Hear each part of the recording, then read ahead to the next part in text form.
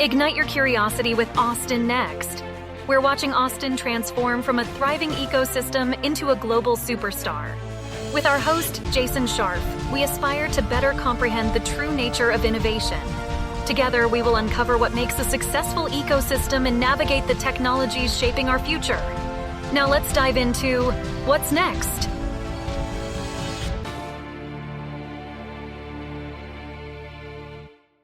Today's podcast is sponsored by Austin Private Wealth, a registered investment advisor focused on fee-only financial planning and investment management. Their mission is to serve affluent clients with personalized financial advice, fostering a trusted relationship that will endure for generations to come. Austin Private Wealth is not just about managing wealth. They're about inspiring you to embrace a future filled with possibilities and helping you architect enduring legacies. Their core values of integrity, service, caring, excellence, and growth are at the heart of everything they do. Connect with them today at austinprivatewealth.com. Austin Private Wealth is a registered investment advisor.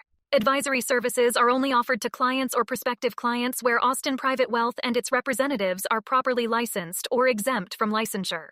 No advice may be rendered by Austin Private Wealth unless a client service agreement is in place. Investing involves risk and possible loss of principal capital. Please seek advice from a licensed professional. No innovation system exists in a silo, and one of the significant growth drivers are the companies that are deciding to set up shop here. Whether it's a satellite office or a new headquarters, these companies have a big impact on our local community. Today we're going to discuss how and why these transitions happen with Jason Ball, the Round Rock Chamber of Commerce President and CEO. Jason's a certified economic developer, and he holds an MBA from the University of Nebraska. He's a graduate of the U.S. Chamber's Institute for Organizational Management and Oklahoma University's Economic Development Institute. In 2015, Jason was selected as one of the Development Counselors International 40 Under 40 Rising Stars in Economic Development. Prior to taking over the Round Rock Chamber, Jason has worked in a number of other growing metros, including Sioux Falls, South Dakota, Hutchinson and Reno County in Kansas, and in Lincoln, Nebraska. Jason, welcome to Austin Next. Thank you so much, Michael. It's a pleasure to be here. Well, let's get started with some basic definitions. So what is economic development and its role in the ecosystem? So broadly speaking, economic development is really the practice and policies that help businesses have the resources they need to grow, locate, and succeed in your community. More specifically, agencies like ours, we act as resource connectors, if you will, marketers, business solutions providers. We also try to prepare teams of institutions so we can put the best face on our community possible and make the right investments in advance so we're ready for new business investment. And by teams, I'm talking about cities, workforce development partners. Here we're a combined chamber and economic development agency. Some places have those functions separately. And then our policy partners. It takes a lot of people moving in the same direction to get these done. And the thing that I'd like to share with you and your audience is the thing that economic development agencies are not, and I think people have confusion about this sometimes, we're not in a sales process. We are in a helping businesses find solutions process with everyone we work with. You can't sell a community. You can't sell a community to a company and make you the right answer for everything. What you can do is position your community to be a fantastic business solution for certain sectors and markets, and then make sure you're spreading that message. And so that's important to what we do as well. Absolutely makes a lot of sense. Let's talk about that positioning and what you talk about when you're talking to these companies. What's your basic message? Why should they move to Central Texas? Well, the nice thing about everything going on right now is Central Texas is selling itself. The world is beating a path to the door of every community in and around Austin right now. And so it is a fun time to be here. That being said, we still do have to put that sales pitch on. Texas makes it pretty easy. We get to make the argument that in Texas, it's a generally pro-business environment, that you're going to have the support at the state level that you're looking for. And then being one of the states with no corporate or personal income tax does help businesses want to take a look at the area. On a more local level, Our approach is in Round Rock, you're going to find a community that solves for yes. We very much start with yes and then start asking ourselves, well, how would we get that done? Here we have all the benefits of the regional workforce in Round Rock, and we're very proud about that. In particular, the number of residents that work in the broader Austin metro region but call Round Rock home. That allows us to make the case to say, look, if your company locates here in Round Rock, what you're going to find is workforce that might be able to cut their drive time or commute time in the morning by locating in our community. So we talk a lot about that, a lot about population growth trends. Williamson County is one of the fastest growing counties in the United States right now, and that comes with all the opportunities that new people bring. Our education partners are so strong and so responsive to the needs of businesses, whether we're at K through 12 levels of education, all the way up to community college and four-year institutions. They really have a core interest in being relevant in a business context, so that makes sense for a lot of businesses. And then quality of place. It's hard to find another community in Texas that can compete with us on the quality of life that people get to enjoy here in Round Rock, in our own unbiased opinion, at least. First off, I love the mantra of solve for, start with a yes and then figure out how. I think that's great. I mean, one of the things that I've just loved in our time so far in the city has been the willingness to build. And I mean that, from the broadest sense, what is actually physically building houses, which we build a lot more of than in other places, but just I want you to go build and do your mission, and we're going to figure out either how to help you or how to get out of your way. And I think that's great. And so I want to kind of pivot to the people then who are responding to that message. What types of companies are coming here and moving to Central Texas? It's a huge array right now. I think if you go back even say 10 or 15 years ago, it was going to be a much more tech-based and engineering-based slice of businesses that were really viewing the Austin region as a potential good investment location for them. Now the doors have blown wide open. So clearly that tech, IT, engineering space that has always been a strength has just doubled down on what that looks like here. But we've seen the logistics industry explosion happen here, where there are logistics centers for last mile delivery centers and regional delivery centers just explode here. But on top of that, modern manufacturing, and here I'm talking about high tech, not smokestacks, but high throughput, high innovation basis in process, is really looking at this area because they need well-educated, highly competent people to run the machines and automations that they're putting things together with right now. Clean technology is only going to grow. Having Tesla in the region is just going to hyper focus everyone on what can we be doing in clean tech. And even in Round Rock, Switch Data Centers had just announced putting a data center here, and their core tenet of what they do is being all sustainable energy run. And for a data center, those are huge users of energy. So clean tech is going to be a big trend here. And then one thing that we're focusing on a lot is just applied defense technologies. For us, particularly in healthcare related defense technologies, having Army Futures Command in the region, everyone is looking at what kind of companies would want to have a presence here. Round Rock's so well positioned between where they're located in Austin, and Army Futures Command has their back office location now coming into the Dells campus, and then obviously proximity to Fort Hood makes a lot of sense. So it's a very broad answer to a very good question, but I will tell you this is what every office in the region is seeing right now. It's a huge array of exciting opportunities coming through the door. No, I think it's great. And the sector diversity, I think, is actually a strength as we move forward, giving us that kind of, hedge against as any of them slip in, particular sector recessions, to the fact that you're going to have a defense company, a space company, a technology company, all of these different types of, big players going forward.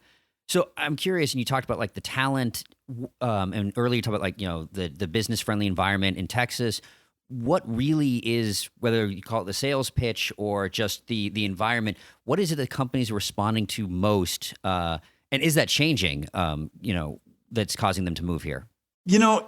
A lot of that depends on the specific needs of the company, obviously. And so we spend a lot of time when we're talking with clients just trying to find out what their primary project motivators are. Some are very cost driven. They want to find the cheapest available land, easiest access into a facility.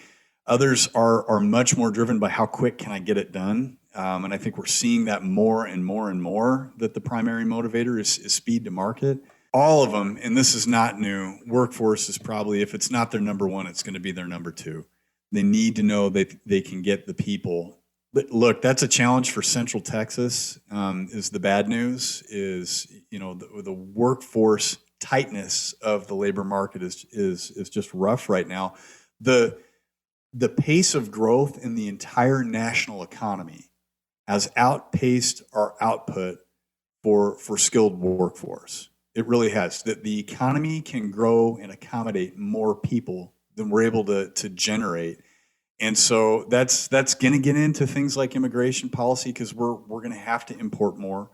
And in the short term, and thank goodness we have wonderful education partners to do it, in the short term, we've got to demonstrate we can train those folks here with our existing population base to provide either career change opportunities for those folks as new companies come to town, or are going to have the resources where they're going to be able to upskill their own people if they're in a growth event.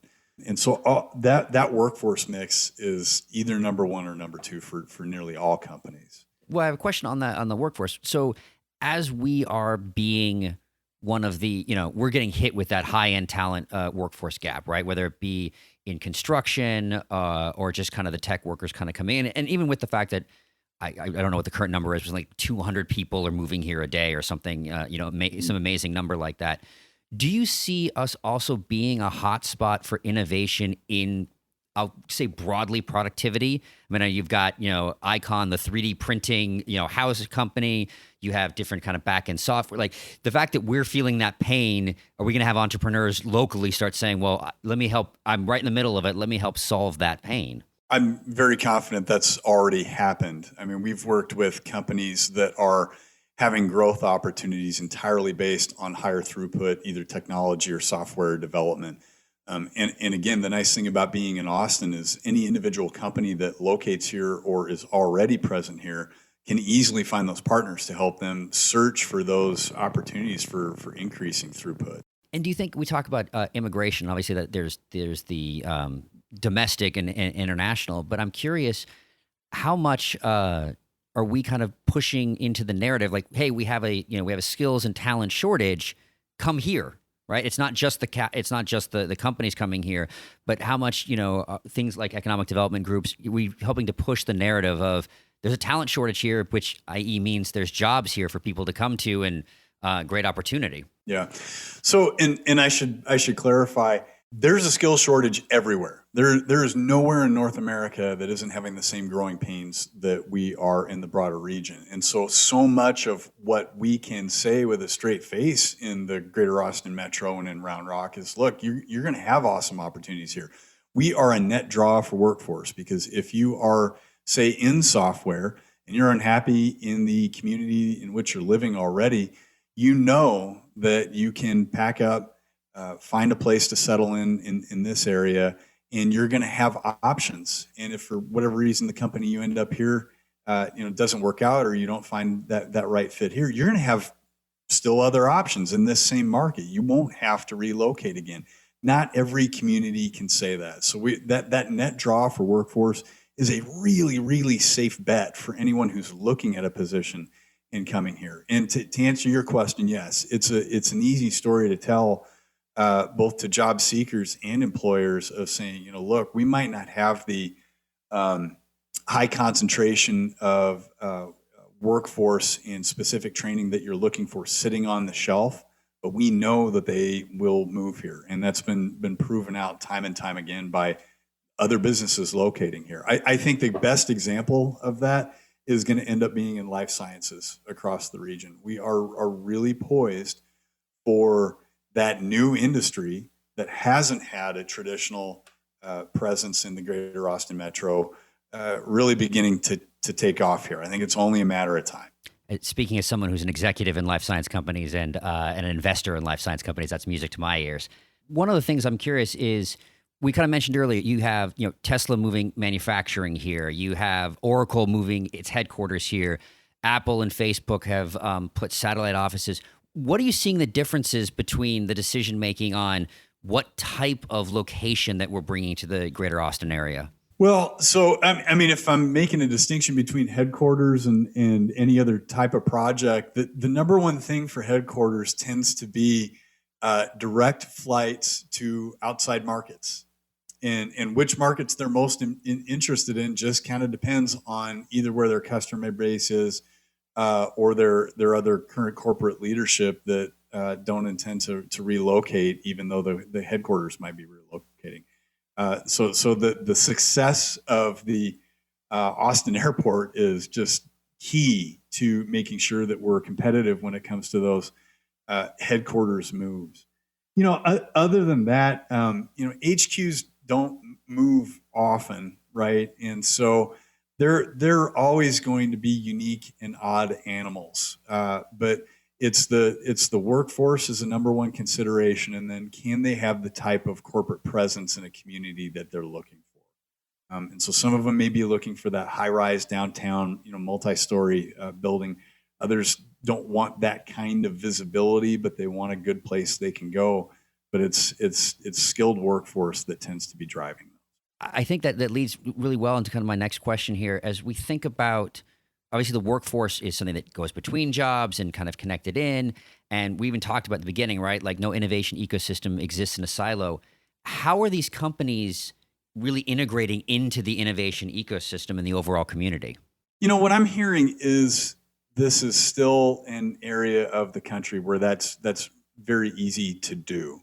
Whether you're looking for direct business relationships between suppliers, partners, training partners, that outreach in the Austin metro is just comparatively easier than it would be in any of the other major metros that some of these leaders are coming out of. At least that's what I continue to be told.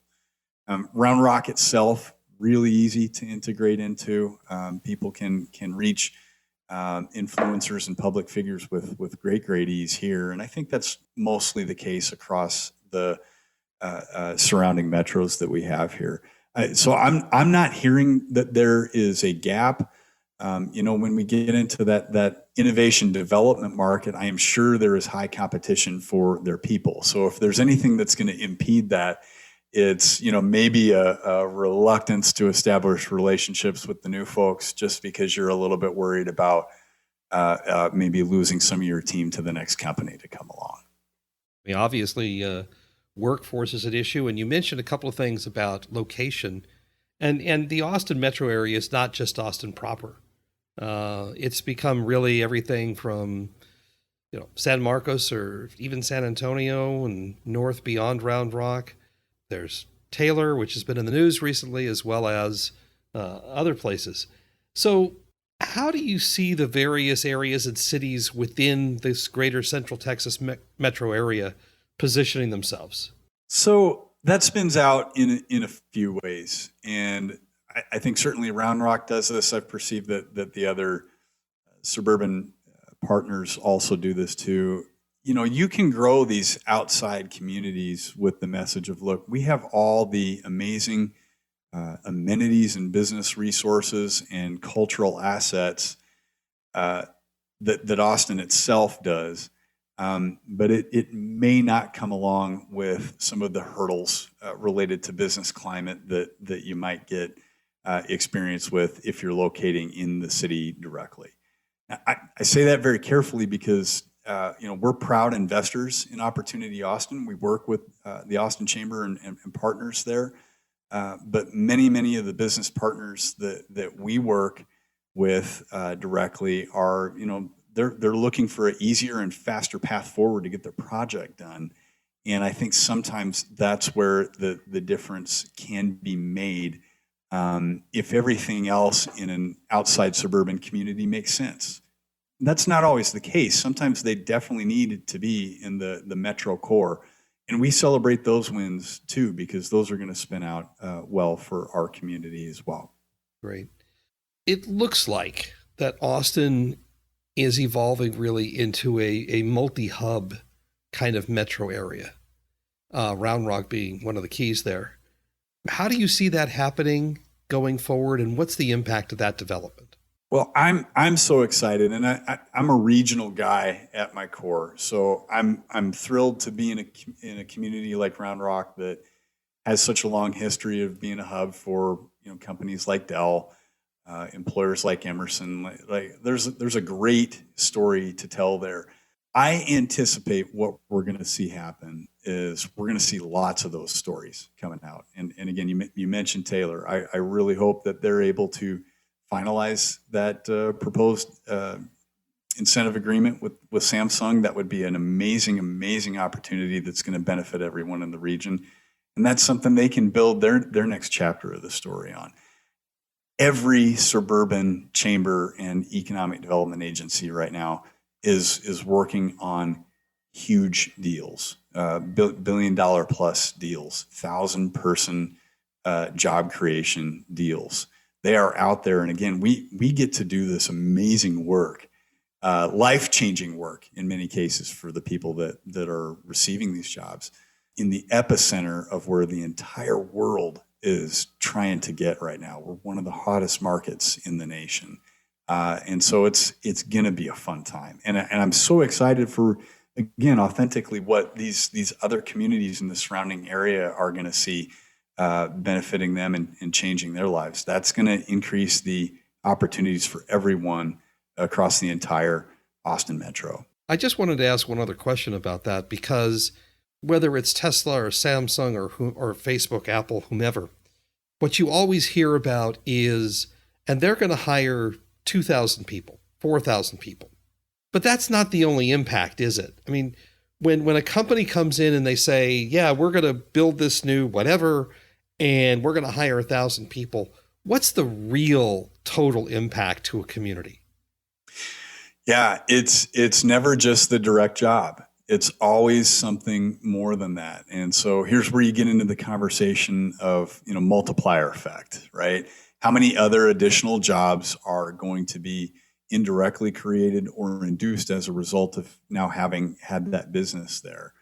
I'm not one of those folks that believes in saying, well, for every job created directly, you're going to have 2 additional jobs created. Like they don't pencil out quite that clearly, and they're often very difficult to measure. But what we do know with a great deal of certainty is, when a Kalahari Convention and Resorts comes to Round Rock, all of a sudden they really need to buy a lot of cars, right? They have a team of corporate vehicles they have to purchase and maintain. So when these large opportunities happen, you're not just moving the company, you're moving a whole ecosystem of suppliers, relationships, and other economic needs that come along with that opportunity. And again, that's where the power to change people's lives really comes out of these. It's one of the most motivating things, I think, in doing this work. We in Chamberville, we get to talk a lot about, here's what business thinks, and gosh, this will help the economy in this way, and please vote for this policy or this project, or please support this because it's good for business. Well, the reason why we care so much about what's good for business is that gives the person who is maybe in a lower hourly wage paid position without benefits an opportunity to go work for a company that's got a higher hourly wage with benefits opportunity, or find a way to get additional training.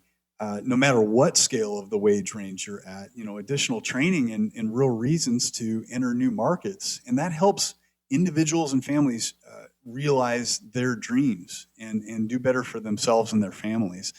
This work is really, really important, I think, purely because of that. It is transformational, not just for the businesses that we serve, but for the people that work there. No, and I think that obviously sets the present up very well for the future. And I think some of the things that we're building, we always talk a lot about the kind of the companies and so forth, but some of that directly affects people in Austin. I just kind of laugh. We're obviously not sponsored by Kalahari, but my wife and I took our kids to there over Memorial Day weekend, and so that was a lot of fun. And it was always great that there's always new things. That's one of the being part of a dynamic growing metro is, Kalahari is, I think, less than a year old. Like, there's always new things to do. We have the new Austin FC and all sorts of great new attractions coming. So that's a lot of fun. So on that, I kind of want to pivot a bit to the future. Let's start off with, what do you think are the biggest challenges we face going forward? Well, here in Round Rock, and a lot of these recent project examples that we've been talking about are great examples of this. Land. 20 years ago, Round Rock was able to say, hey, come to this wonderful community in the greater Austin metro. And by the way, we have land, right? And so those are what we call in the industry greenfield projects, when you're just building on what used to be a farm or an open field of some kind. That's getting really, really tough to do in Round Rock now. The land's been sold, the land's been built out. We have a few pockets of really, really wonderful and large opportunities. But we, in our neck of the woods, don't have many sites that are greater than 25 contiguous acres left, right?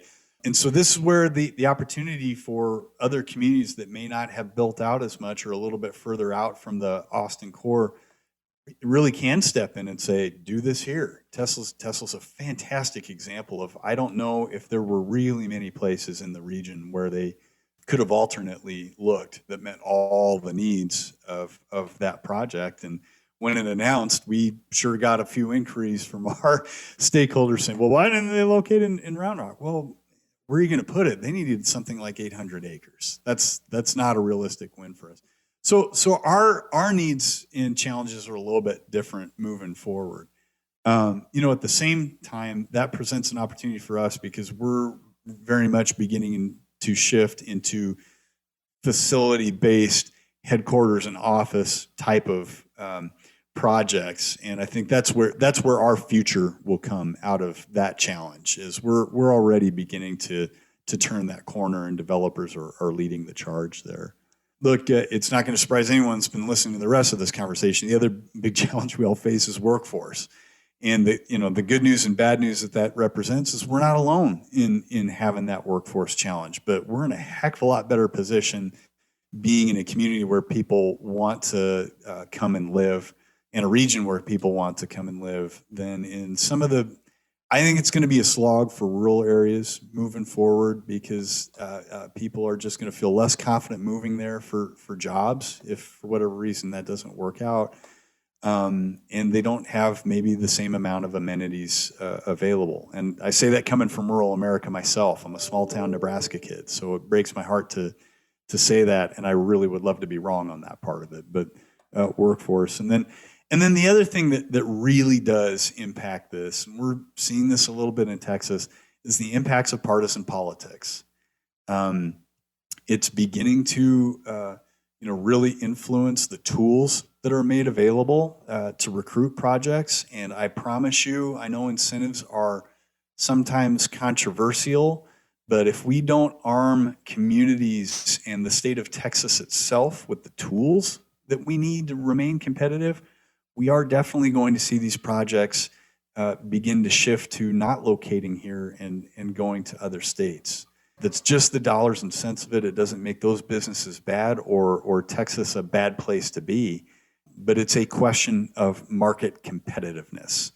And I hope our elected leaders, will be able to, address those needs and those tools and put the right guidelines on them. I think it's very reasonable to want to make sure that we're applying those incentive resources in an appropriate way that creates a real return on that investment for communities in the state. But we need to get out of this dynamic where it becomes a political football and start thinking about what our competitiveness amongst other states and nations is going to be impacted by. Those are the three that I think of. Thanks. No, this has been great. And I think we always like to end kind of on our central question that we're asking going forward. So, Jason, what's next for the Austin Metro? Austin Metro is going to see growth like it's never seen before. And I know that is almost a hyperbolic statement to make, but knowing what's coming down the pipeline, not just for our community, but for everyone in the region, it's going to be a great ride. It will come with challenges. Growth always does, because as more businesses and people locate here, that's more infrastructure and amenities that everyone will be needing to provide. But I promise you, that is the better problem to have compared to, being in a community that's not growing, that's stagnating, or goodness forbid, shrinking. And because those solutions are much more difficult to solve. Thank you very much. This has been fantastic. Jason, it's been my pleasure. Thank you so much for the opportunity to come and chat with you. So what's next, Austin? We're glad you've joined us on this journey. Please subscribe at your favorite podcast catcher, leave us a review, and let your colleagues know about us. This will help us grow the podcast and continue bringing you unique interviews and insights. Thanks again for listening, and see you soon.